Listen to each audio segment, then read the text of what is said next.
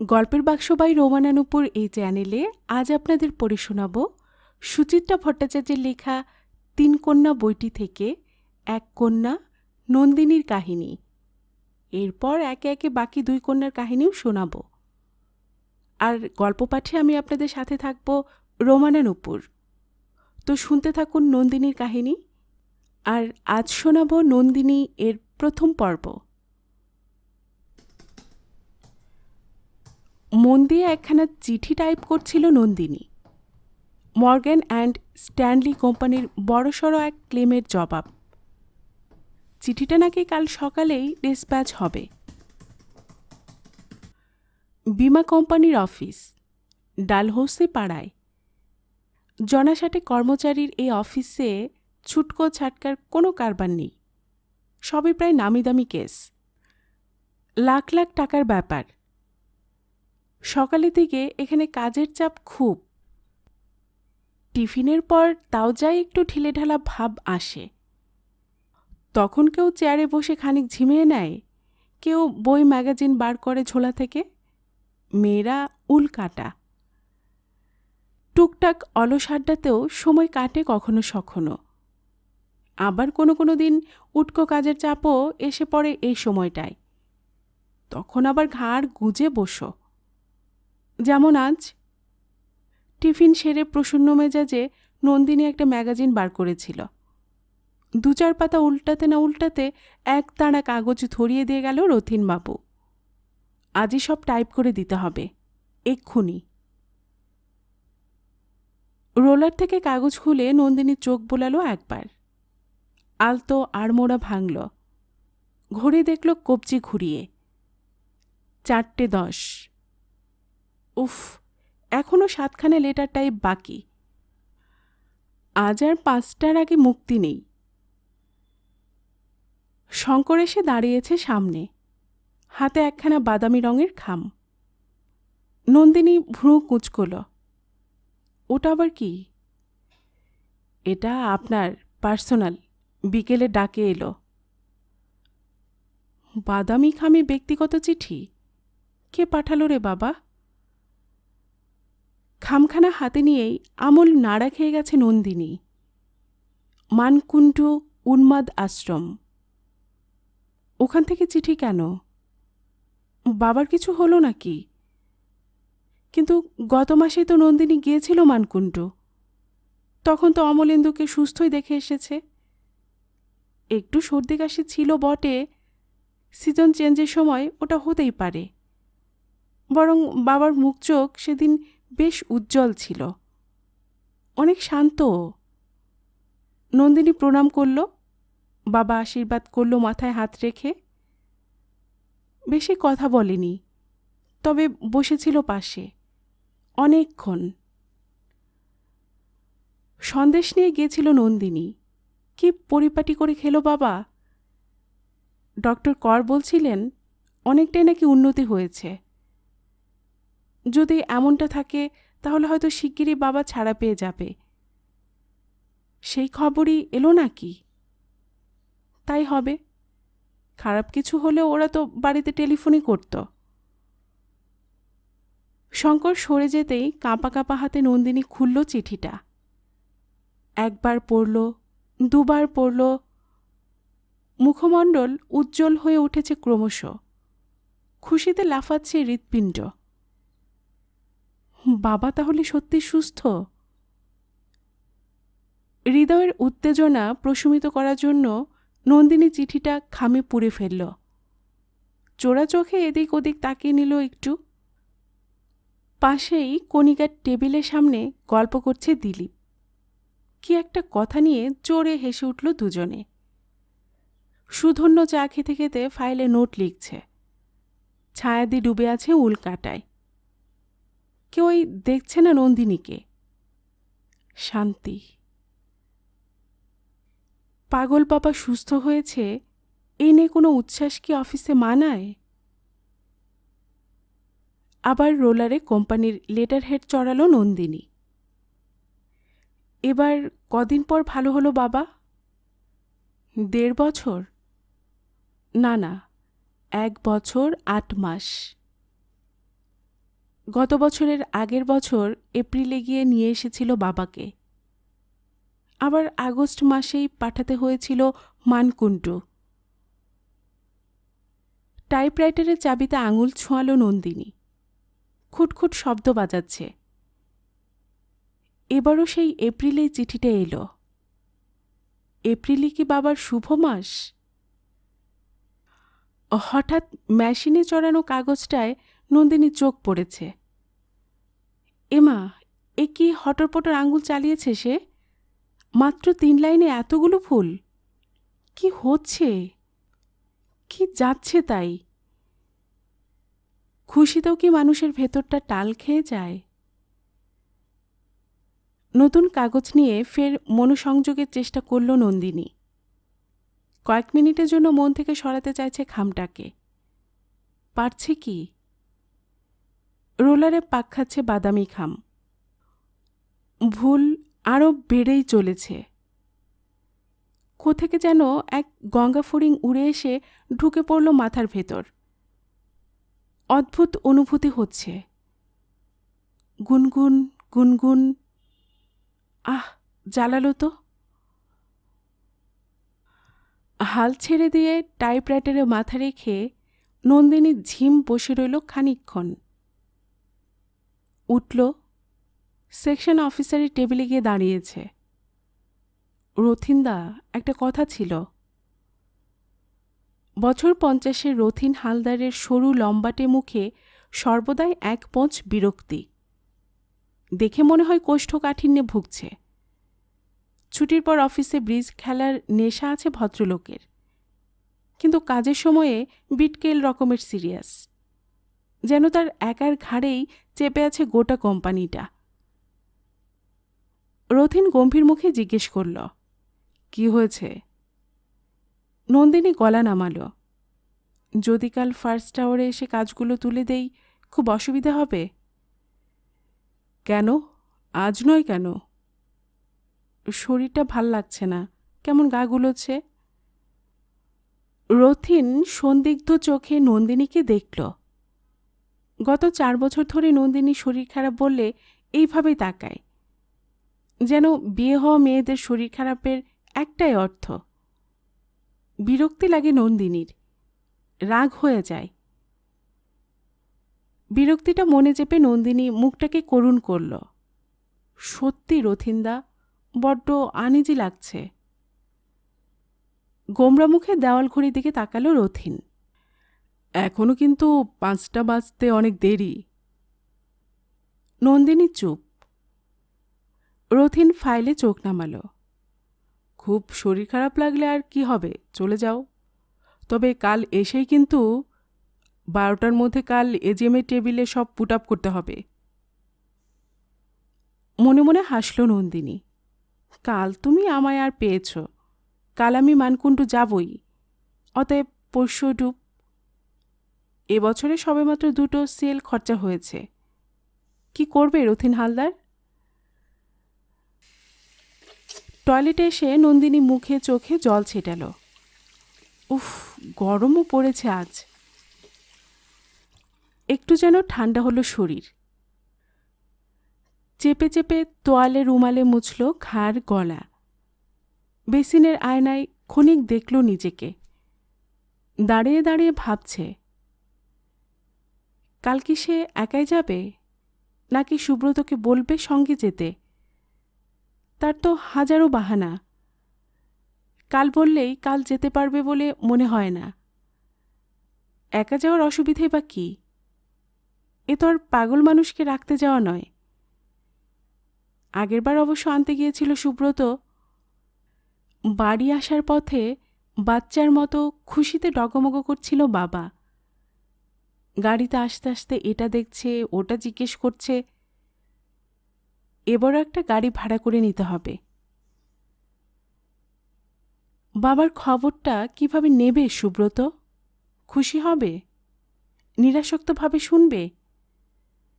তেমন আহ্লাদিত হওয়ার কথা নয় অবশ্য। গেলবার বাবা কম জ্বালিয়েছে সুব্রতকে। প্রথম কটা দিন মোটামুটি চুপচাপে ছিল, তারপর সুব্রতকে দেখলেই কেমন ক্ষেপে যেত। ইস, কী সব বিশ্রী সিচুয়েশন হয়েছিল। সকালে খবরের কাগজ পড়ছে সুব্রত, ঝাঁক করে কেড়ে নিল হাত থেকে। সুব্রত যেই অফিস ফিরল অমনি নিজের ঘরে ঢুকে দড়াম করে দরজা বন্ধ করে দিল বাবা। সুব্রত মন দিয়ে টিভিতে টেনিস দেখছে, রিমোটে চ্যানেল ঘুরে গেল হঠাৎ। কি না, এখন আমি পল্লী কথা দেখব। একেবারে অবোধ শিশু যেন। সুব্রতকে যে পছন্দ করছে না বুঝিয়ে দিতে কণামাত্র দ্বিধা নেই। রাত্রিবেলা তো আরও ভয়ঙ্কর পরিস্থিতি। সুব্রত নন্দিনী বিছানায়, হয়তো ঘনিষ্ঠ মুহূর্ত, দুমদুম দরজায় কড়াঘাত। খুকু, আমার ভয় করছে। খুকু, তুই আমার কাছে চলে আয়। ব্যাস, হয়ে গেল। মাথার পাশে গিয়ে বসে থাকো। কড়া কড়া ঘুমের ওষুধ পড়ছে, তবু স্নায়ু কি সজাগ। মানুষটা ঘুমিয়েছে ভেবে যেই না নন্দিনী উঠে আসতে যাবে, খপ করে চেপে ধরল মেয়ের হাত। যাস না খুকু, তুই আমার পাশে থাক লক্ষ্মীটি। একদিন দাঁত কিড়মির করত সুব্রত। বলতো, এটা হচ্ছে কি নিনি, এটা কিন্তু ওর পজিটিভনেস নয়, আর পাগলামি। কিছু একটা করো। করছি তো, ডাক্তার তো দেখছেন রেগুলার। ভালো করে কথা বলো ডাক্তারবাবুর সঙ্গে। দরকার হলে ফের মানকুণ্ডু ট্রান্সফার করো। এরকম চললে আমি যে পাগল হয়ে যাব। সেই মুহূর্তে সুব্রতকে স্বার্থপর মনে হয়েছিল নন্দিনীর। ভেবেছিল পিতৃস্নেহের গভীরতাটা সুব্রত হজম করতে পারছে না। হিংসে, স্রেফ হিংসে করছে। বাবাকে প্রতিদ্বন্দ্বী ভাবছে। তারপর তো একদিন বাড়াবাড়িটা হয়েই গেল।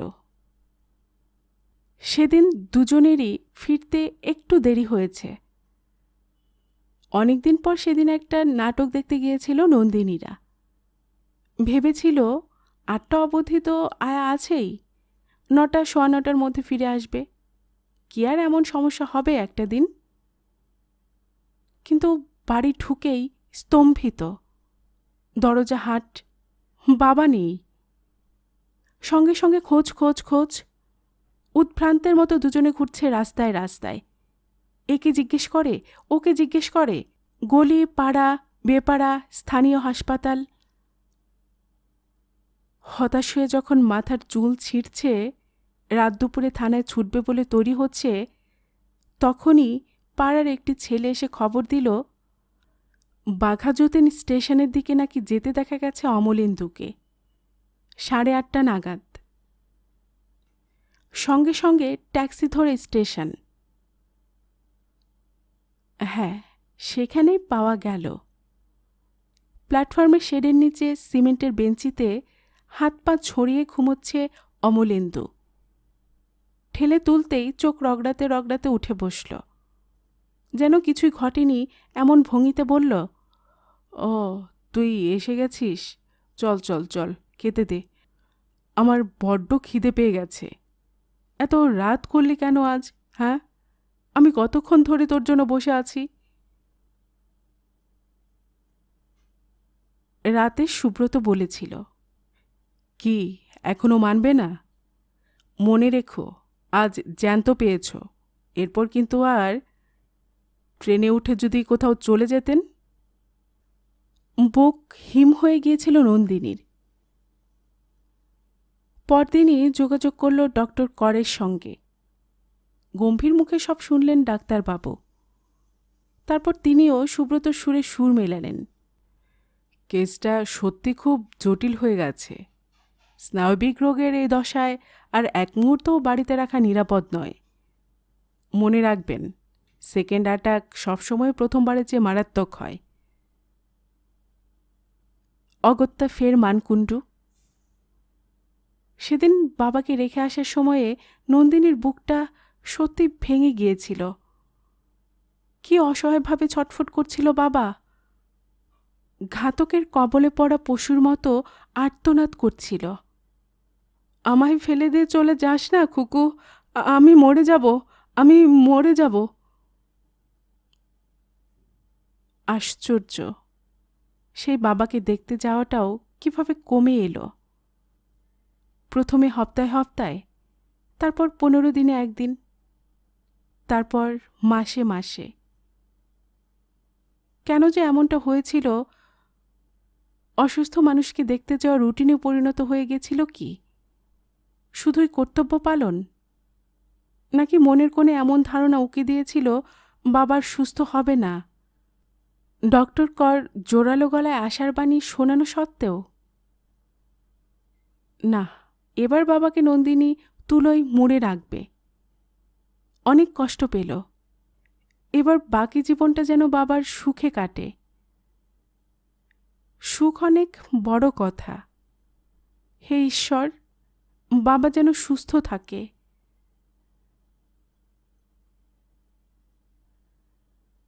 অমলেন্দু ছিল নেহাতি এক সাধারণ মানুষ, যাকে আমরা কথায় বলি গড়পড়তা মানুষ। চাকরি করত একটা সরকারি লাইব্রেরিতে। চেহারাও ভিড়ের মধ্যে লক্ষ্য করার মতো কিছু নয়। না ফর্সা, না কালো, না লম্বা, না বেটে, না মোটা, না রোগা। এমন বিশেষত্বহীন লোককে একবার দেখে দ্বিতীয়বার মনে রাখাটাই মুশকিল। ভালো করে গুছিয়ে কথাও বলতে পারত না অমলেন্দু। সে ছিল বেজায় মুখ চোরা, গোবেচারা ধরনের। তার ছিল শুধু একটাই সম্পদ, তার স্ত্রী রমলা। রমলা ছিল অসামান্য সুন্দরী। তীক্ষ্ণ নাক, টানা টানা চোখ, টকটকে ফর্সা রং, পিঠ বেয়ে নেমে আসা এক ঢাল চুল। পুরুষ মাত্রেই যে ধরনের রমণীর দিকে পতঙ্গের মতো ধাবিত হয়, রমলা ছিল সেই প্রজাতির নারী। চপল স্বভাব, চোখে মুখে কথা বলে, প্রায় অপরিচিত মানুষকেও অবলীলায় কটাক্ষ হানতে পারে। রমলা ছিল পাড়ার মক্ষী রানী। মাত্র 18 বছর বয়সে অমলেন্দুকে বিয়ে করেছিল রমলা। হ্যাঁ, বিয়ে করেছিল, বিয়ে হয়নি। কেন করেছিল, কিভাবে করেছিল, কি করে তাদের মধ্যে যোগাযোগ ঘটল, রমলার মতো ডার্ক সাইডে সুন্দরী কেন যে একজন হেজিপেজি লাইব্রেরিয়ানের প্রেমে পড়ল, সেটা এক প্রহেলিকা। ছোটবেলা থেকেই রমলার সিনেমা থিয়েটারে অভিনয় করার শখ। কিন্তু তাদের বাড়ি অত্যন্ত গোঁড়া ধরনের। ওই বাড়িতে থেকে তার বাসনা সফল হওয়ার সম্ভাবনা ছিল অতি ক্ষীণ। সম্ভবত সেই কারণে অমলেন্দুর মতো নিরীহ মানুষের কাঁধে ভর করেছিল রমলা। হয়তো ভেবেছিল অমলেন্দুর মতো ক্যাবলাকান্ত স্বামীকে শিখণ্ডী সাজিয়ে রেখে সে নিজেই ইচ্ছে মতো জীবন কাটাতে পারবে। বিয়ের 2-4 মাসের মধ্যেই রমলার আসল রূপ ফুটে বেরোতে শুরু করল। প্রেম টেম অনেক হলো, এবার তুমি তোমার মতো থাকো, আমি আমার মতো থাকি। লোকজনকে ধরা করা আরম্ভ হয়ে গেল তার। রূপমুগ্ধ এক মাঝারি মাপের অভিনেতার মাধ্যমে ঢুকেও পড়ল প্রফেশনাল বোর্ডে। অভিনয়ে সে খুব একটা দক্ষ ছিল না, তবু শুধু রূপের জোরেই অল্প দিনের মধ্যে মোটামুটি একটা জায়গাও করে ফেলল। ব্যাস, শুরু হয়ে গেল টালিগঞ্জ পাড়ায় হাঁটাহাঁটি। সিনেমাতে রোলও জুটল কয়েকটা, ভ্যাম্প গোছের। দুম করে একদিন যাত্রাতেও নেমে পড়ল। কাগজে বিশাল বিজ্ঞাপনে তার নাম বেরোচ্ছে। ব্যাস, আর কি চাই? নন্দিনী তখন এসে গেছে পৃথিবীতে। কিন্তু বাচ্চার টানে ঘরে বাঁধা থাকবে রমলা সে ধাতের মেয়েই নয়। এক্কেবারে শিশু নন্দিনীকে ঘরে ফেলে রেখে যেখানে খুশি শো করতে চলে যায় যখন তখন। বাড়ি ফেরার নির্দিষ্ট কোনো সময় নেই। কত দিন কত রাত সে তো আদৌ ঘরমুখই হতো না। অমলেন্দুর মতো শান্ত মানুষও ক্রমে ধৈর্য হারাচ্ছিল। প্রথম দিকে মিনমিন করে প্রতিবাদ জুড়ত, এবার সংসারের কথাও একটু ভাবো, মেয়েটাকে একটু অন্তত সময় দাও। শুনেই রমলার সে কি চোটপাট। তুমি আছো কি করতে? করো তো ওই 4 পয়সার চাকরি, ছেড়ে দিয়ে ঘরে বসে মেয়ে সামলাতে পারো না? নোলক পড়া বউ সেজে থাকার জন্য রমলা জন্মায়নি, একথা তুমি জানতে না? কাহাতক সহ্য হয়? অমলেন্দু বাঁকা সিধে মন্তব্য জুড়তে আরম্ভ করল। তারপর থেকেই অনন্ত কলহ পর্ব। বাড়ি থাকলেই রমলা চিৎকার করছে, উঠতে বসতে অমলেন্দুকে গালাগাল করছে। এ তখন নিত্য নৈমিত্তিক ঘটনা। অমলেন্দু একদিন মরিয়া হয়ে বলেছিল, ইচ্ছে হলে রমলা যেখানে খুশি চলে যাক, সিনেমা থিয়েটারে লোক এনে বাড়িতে ঢলানি করা চলবে না। এটা ভদ্রলোকের বাড়ি, যখন তখন মদের আসর বসবে, এ কেমন কথা? সঙ্গে সঙ্গে রমলার তুরন্ত জবাব, এক ডজন পুরুষ নিয়ে তোমার মুখের উপর দরজা বন্ধ করব, মুরত থাকে তো আটকাও। নন্দিনী এইসব দৃশ্যের অনেক কিছু দেখেনি। বেশিরভাগ সময় সে থাকত মাসির বাড়িতে। অমলেন্দুই তাকে রেখে আসত। তবে শুনেছে, কিছুটা তার মেজমাসির মুখে, কিছুটা বা বলেছে তাকে মাসতুতো দিদি সরমা, খানিকটা পাড়াপড়শি আত্মীয় স্বজনের বাড়ির বাতাসে কান পেতে। অমলেন্দু রমলাকে নিয়ে কম চর্চা হতো চারদিকে। এমন একটা মুখরোচক আলোচনা, অভিনেত্রী বউ মাতাল হয়ে রাত বিরেতে বাড়ি ফেরে, মেনিমুখ ভেরুয়া বরের কিচ্ছুটি করার ক্ষমতা নেই। আড়ালে আবডালে কানাকানিও হতো, দেখ ওই মেয়েও বাটপার কিনা, আসল বাপ হয়তো কোনো অন্য বৃন্দাবনে ঘুরে বেড়াচ্ছে।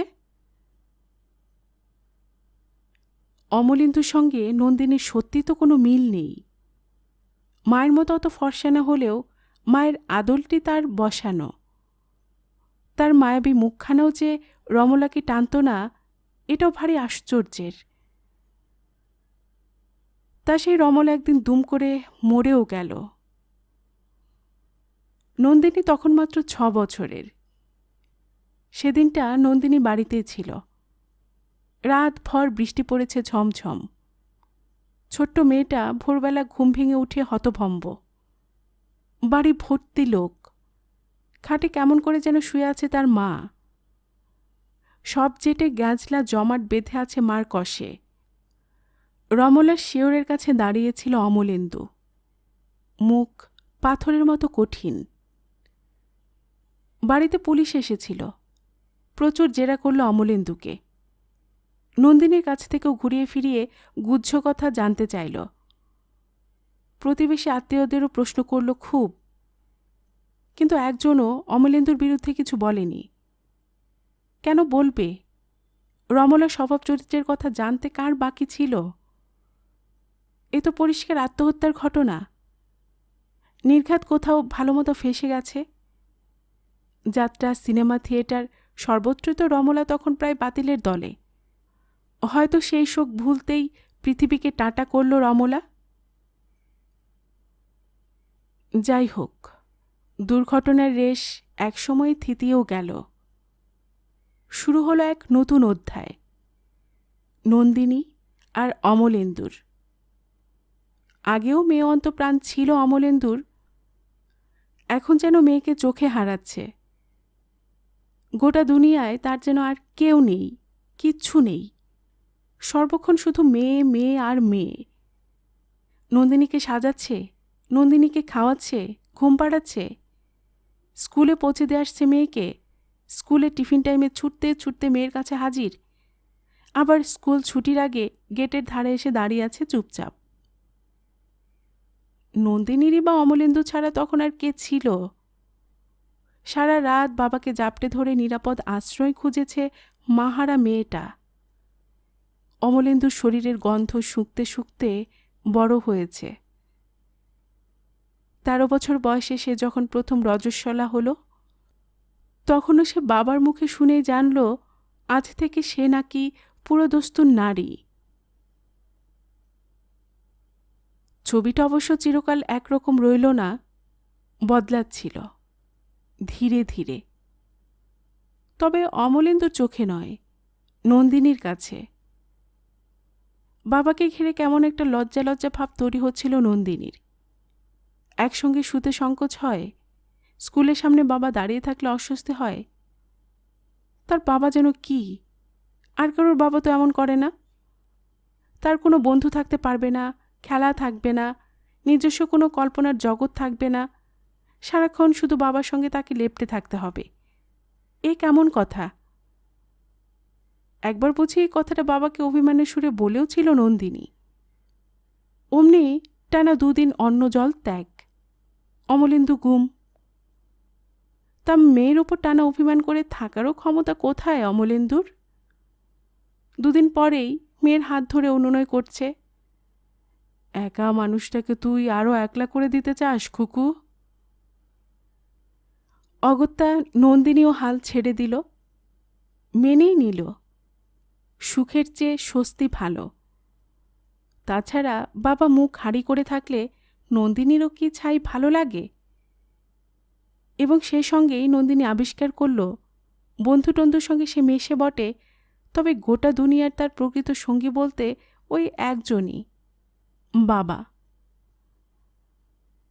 আবিষ্কারটা নন্দিনীকে অনেকটা স্থিত করেছিল।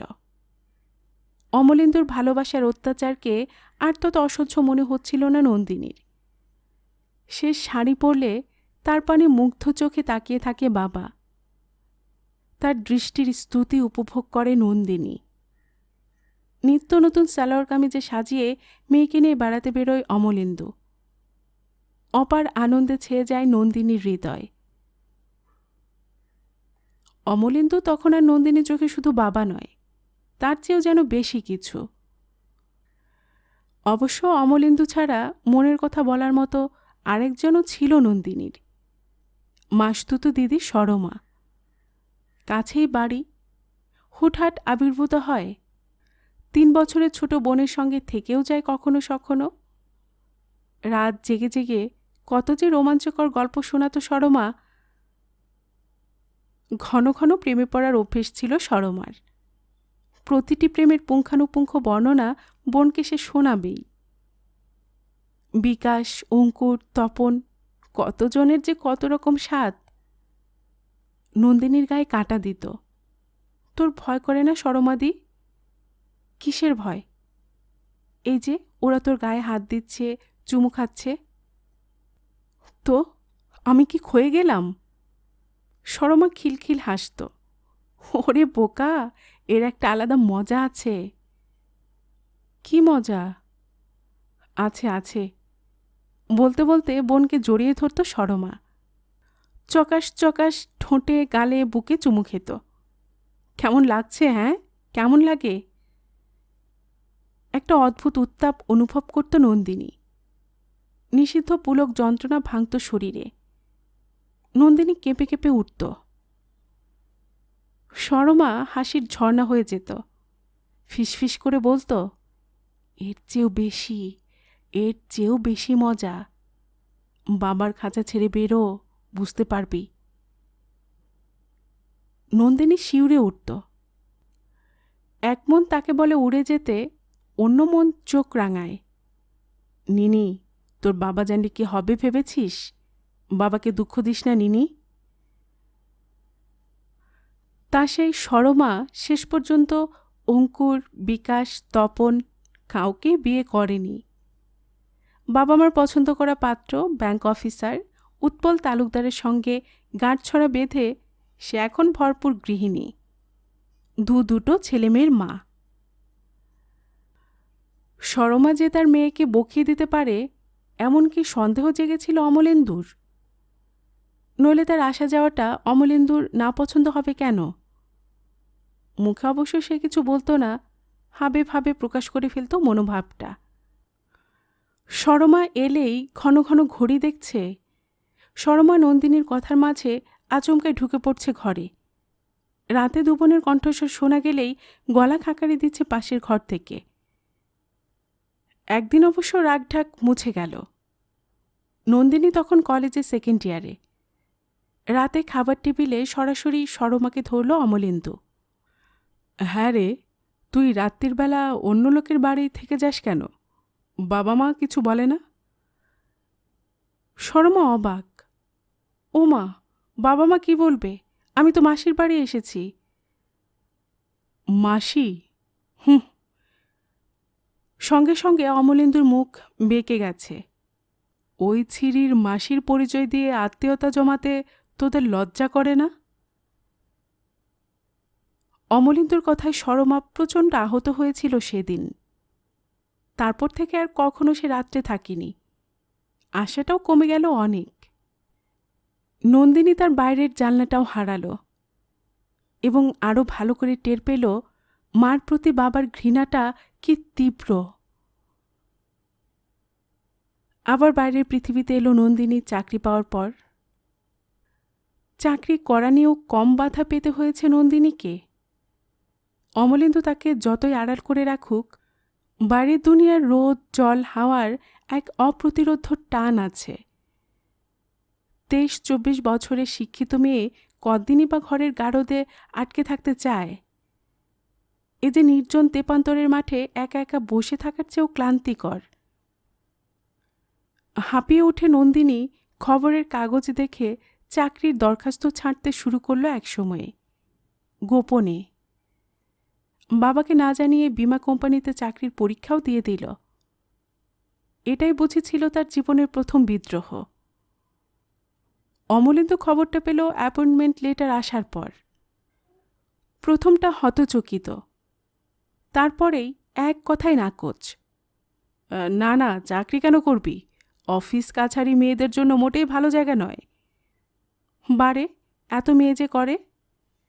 যে করে করুক, বাড়িতে থাকতে তোর কি অসুবিধা হচ্ছে? সময় কাটে না বাবা। এটা একটা কথা হলো? টিভি আছে, ভিসিপি আছে, যত খুশি সিনেমা দেখো। লাইব্রেরি থেকে বই এনে দিচ্ছি, বসে বসে পড়ো। তা হয় না বাবা। কেন হয় না? নন্দিনী চোখে জল এসে গিয়েছিল। বলতে ইচ্ছে করছিল, বাড়িতে বসে থেকে আমি পাগল হয়ে যাব বাবা। হয়তো আমারও মার মতো বিষ খেতে স্বাদ জাগবে। অনেক কষ্টে একটা যুক্তি খাড়া করল। নরম করে বলল, ঠান্ডা মাথায় একটু ভাবো বাবা। তোমারও তো বয়স হচ্ছে। আজ না হয় কাল রিটায়ার করবে। কটা টাকা তুমি জমাতে পেরেছ? কতই বা পেনশন পাবে? আমায় যে তুমি লেখাপড়া শেখালে, সেটা আমি কাজে লাগাবো না? আমি রোজগার করলে তো তোমারই লাভ। বুড়ো বয়সে পায়ের উপর পা তুলে খেতে পারবে। অমলেন্দু আর তত জোরালো গলায় নিষেধ করতে পারেনি। মনে মনে পুলকিত হয়েছিল কি, মেয়ে তার বাবার কথা ভাবছে বলে। তা যে কারণেই হোক, অনুমতি মিলল। কিন্তু দেখা দিল অন্য সমস্যা। প্রথম দিন অফিস থেকে ফেরার পথে দেখল বাবা দাঁড়িয়ে আছে বাস স্টপে। দ্বিতীয় দিনেও তাই। তৃতীয় দিনে একেবারে অফিসের দরজায়। 2-3 দিন অফিসে নিতে যাওয়ার পর নন্দিনী হাউমাও জুড়ে দিল, তুমি কি বাবা, কেন এমন করছো? অমলেন্দু কাচুমাচু মুখে বলল, আমার বড্ড ভয় করে যে। কিসের ভয়? তুই যদি হারিয়ে যাস, তোর যদি কিছু হয়ে যায়। আমি কি কচি খুকি? রাস্তাঘাটে চলতে জানি না? কলেজে যাইনি আমি?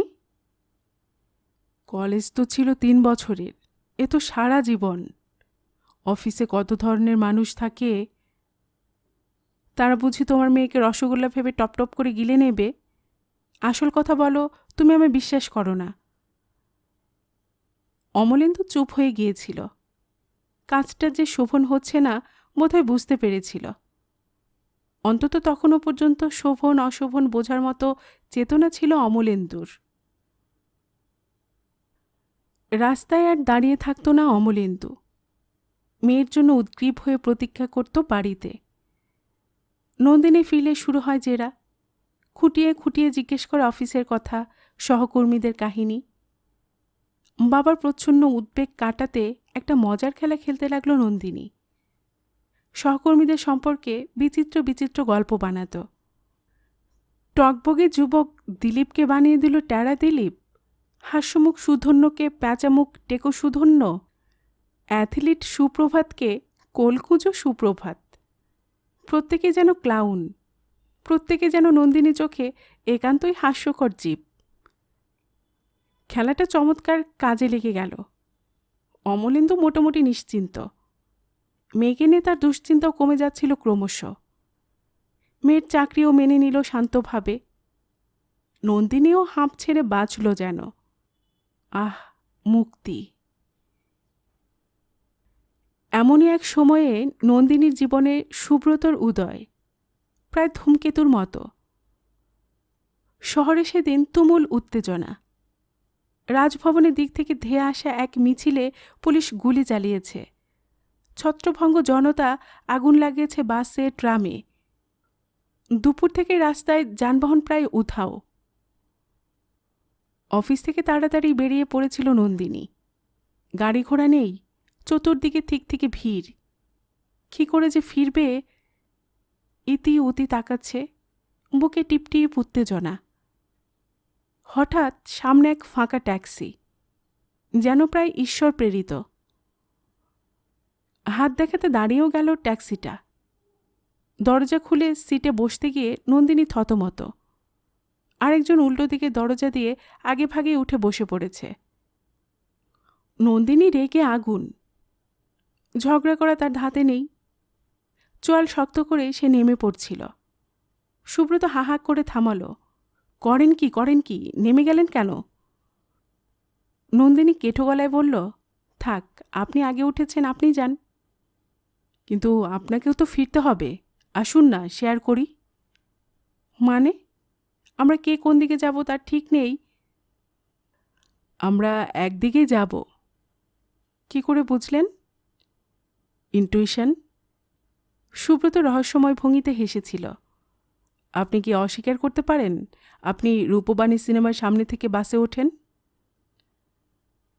সুব্রতর কথায় এমন একটা মজারও ভাব ছিল, নন্দিনীর রাগটা ঝপ করে নিভে গেল।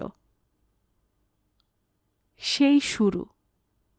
তারপর কখন যে আলাপটা হৃদ্যতার দিকে গড়িয়ে গেল। কাছেই থাকে সুব্রত, হরিঘোষ স্ট্রিটের একটা মেসে। অতি দ্রুত তারা নেমে এলো আপনি থেকে তুমিতে। তারপর পরস্পরের জন্য অপেক্ষা করা, অজস্র অর্থহীন সংলাপে জড়িয়ে যাওয়া, একদিন না দেখা হলে মন খারাপ হওয়া। আশ্চর্য, বাবাকে কিন্তু কিছুতেই সুব্রতর কথা বলতে পারেনি নন্দিনী।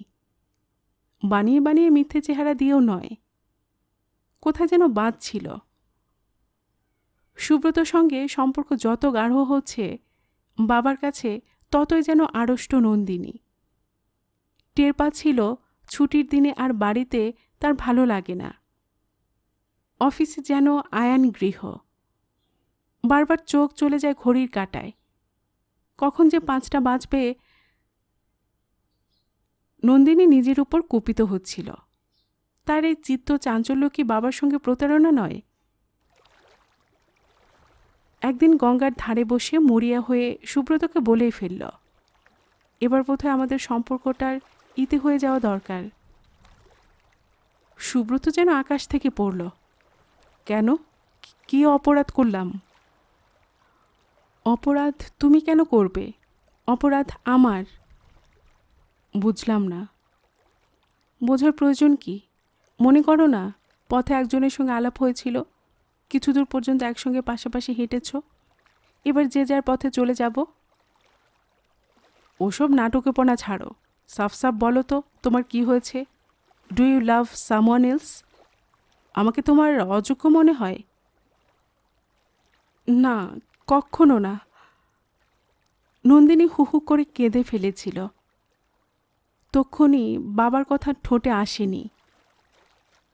মনে পড়েছিল যাকে সব থেকে বেশি ঘৃণা করে তার কথা। বলেছিল, আমি তোমার যোগ্য নই। মানে? তুমি আমার কতটুকু জানো? আমার মা খুব ভালো ছিল না, অনেক বদনাম ছিল মার। এমন কিছু কাণ্ড ঘটিয়েছিল যার জন্য তাকে সুইসাইড পর্যন্ত করতে হয়। মিথ্যা বলছি না, তুমি খবর নিয়ে দেখতে পারো। এসব তুচ্ছ সত্যি মিথ্যায় আমার কি এসে যায়? আমি তো তোমাকে চাই, তোমার মাকে নয়। বিনবিন করে আরও অনেক কথা বলেছিল সুব্রত। চোখ ফোটার আগেই বাবা মাকে হারিয়েছে সে।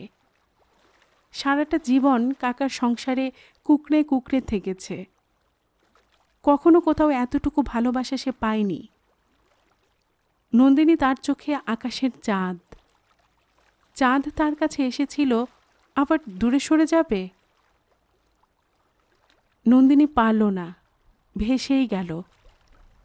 ভালোবাসা বুঝি এমনই দুকুল প্লাবী হয়। গোপনে একদিন রেজিস্ট্রিটা সেরে ফেলল নন্দিনী, পিছুটান অতিক্রম করে। বিয়ের সাক্ষী ছিল সরমা আর উৎপল। পরদিন বিকেলে সুব্রতকে বাড়ি নিয়ে এলো। পা কাঁপছিল খুব, হৃৎপিণ্ড ধরাস ধরাস। তবু কপাল ঠুকে বাবাকে বলেই ফেলল। অমলেন্দু প্রথম চোটে কেমন যেন ভ্যাবাচাকা খেয়ে গেল। নন্দিনী যেন হিব্রুতে কথা বলছে তার সঙ্গে। পরক্ষণেই ঢুকরে কেঁদে উঠেছে। তুই আমাকে ছেড়ে চলে যাবি খুকু? সুব্রতর মাথাটা খুব সাফ, অ্যাকাউন্টস লাইনের ছেলে। সংসারে ডেবিট ক্রেডিট সে ভালোই বোঝে। সঙ্গে সঙ্গে হাল ধরেছে। আপনি ভাবলেন কি করে নন্দিনী আপনাকে ছেড়ে চলে যাবে? আমি তো মেসে থাকি, আপনার মেয়েকে কি আমি সেখানে নিয়ে গিয়ে তুলতে পারবো? অমলেন্দু ফ্যালফ্যাল তাকিয়ে। সুব্রত ফের বলল, আমরা এখনো ঘর ঠিক করিনি। আপনি যদি অনুমতি করেন আমরা এখানে এসেও থাকতে পারি। নন্দিনী হাত ধরল অমলেন্দুর। বাবা প্লিজ। অমলেন্দু শুধু একবার ভয়ঙ্কর শীতল চোখে দেখেছিল মেয়েকে, তারপর হাত ছাড়িয়ে সোজা শোয়ার ঘরে। অমলেন্দুর অসুখটা শুরু সেদিন থেকেই। অবশ্য তার আগেও সে কখনো সুস্থ ছিল কিনা তা নিয়ে প্রশ্ন জাগতেই পারে। তবে নন্দিনীরা সিমলায় দিন দশেকের হানিমুন সেরে এসে যা দেখল তা অতি ভয়ানক পরিস্থিতি। অমলেন্দু তখন প্রায় বদ্ধ উন্মাদ। সারাক্ষণ ঘাড় ঝুলিয়ে একভাবে বসে, ডাকলে সাড়া দিচ্ছে না, দৃষ্টি ঘোলাটে। খাওয়া দাওয়াও প্রায় ত্যাগ করেছে। দেখে মনে হয় যেন জীর্ণ ইমারত নিঃসারে অপেক্ষা করছে পতনের। প্রচুর ডাক্তার বদ্যি করেছিল সুব্রত আর নন্দিনী। তখন নন্দিনীর কেবলই মনে হতো বাবার এই অসুস্থতার জন্য সেই বুঝি দায়ী। অমলেন্দু যে মেয়ের ব্যাপারে অসম্ভব অধিকারপ্রবণ এ তো জানাই ছিল। তবু কেন যে মরতে তাড়াহুড়ো করে বিয়েটা সারতে গেল, আর একটু রয়ে শোয়ে বাবাকে ভালো করে বুঝিয়ে সুজিয়ে পা বাড়ানোই কি উচিত ছিল না? আত্মসুখটাই বড় হয়ে গেল তার কাছে। বাবাকে সে জেনে শুনে আঘাত দিল। সুব্রতই তখন নন্দিনীকে সামলেছে। সুব্রতই প্রাণপণে চেষ্টা করেছে তার অপরাধবোধটা কাটানোর। শ্বশুরমশাইয়ের চিকিৎসার অনেকটা দায়িত্বই সে স্বেচ্ছায় ঘাড়ে তুলে নিয়েছিল। প্রথমে কলকাতার এক মানসিক চিকিৎসালয়ে রাখা হলো অমলেন্দুকে, মাসখানেকের মতো। তেমন উন্নতি হচ্ছিল না বড় একটা। আরও যেন অবসন্ন হয়ে পড়ছিল সে। তখনই সরমার দেওরের মাধ্যমে নামী মনোরোগ বিশেষজ্ঞ ডক্টর সুশীল করের সঙ্গে যোগাযোগ। তিনি রোগীকে দেখলেন ভালো করে, পরীক্ষাও করলেন কিছু। তারই পরামর্শে মানকুণ্ডুর উন্মাদ আশ্রম। বাবাকে অত দূরে পাঠানোর ইচ্ছে ছিল না নন্দিনীর। পরে ভেবে দেখল অমলেন্দু কতদিনে সারবে ঠিক নেই। দীর্ঘকালীন চিকিৎসার বিশাল একটা ব্যয়ভারও আছে। সবথেকে বড় কথা, ডক্টর কর আছেন মানকুণ্ডুতে, তার উপর অনেকটা আস্থা রাখা যায়। সেবার অবশ্য সুস্থ হতে খুব বেশি দিন সময় লাগল না। মাত্র 6 মাসের মাথায় তাকে ফিরিয়েও আনা হলো। ফিরে মাস দেড় দুই ভালোই ছিল অমলেন্দু।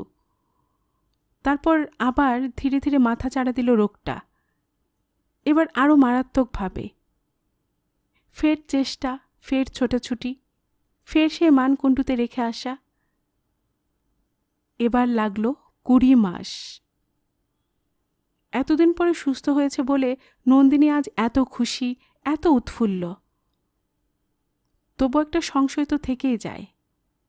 আজ কি হবে, কাল কি হবে, পরশু, তরশু, তারপরের দিন।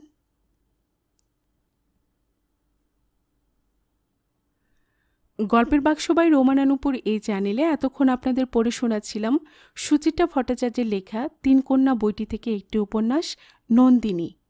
আজ শুনলেন উপন্যাসটির প্রথম পর্ব। এরপরে আসছে দ্বিতীয় অর্থাৎ শেষ পর্ব। আর এতক্ষণ গল্প পাঠে আমি আপনাদের সাথে ছিলাম রোমানানুপুর। আপনারা যারা এই চ্যানেলের গল্প নতুন শুনছেন, আপনাদের সুবিধার্থে একটি বিনীত অনুরোধ, যদি আপনারা আরও এমন গল্প উপন্যাস শুনতে চান তবে নিচে লাল সাবস্ক্রাইব বাটনে একটি ক্লিক করে রাখুন ও একটি লাইক করে রাখুন। এতে এই চ্যানেলের ভিডিওগুলি খুঁজে পেতে আপনাদের সুবিধা হবে। আর পাশে থাকা ঘন্টা বাটনটিও চেপে রাখুন, যাতে নতুন কোনো গল্প দেওয়ার সাথে সাথেই আপনাদের কাছে নোটিফিকেশন চলে যায়। সব সময় সবাই খুব ভালো থাকুন, সুস্থ থাকুন ও আনন্দে থাকুন, এই প্রার্থনা রইল।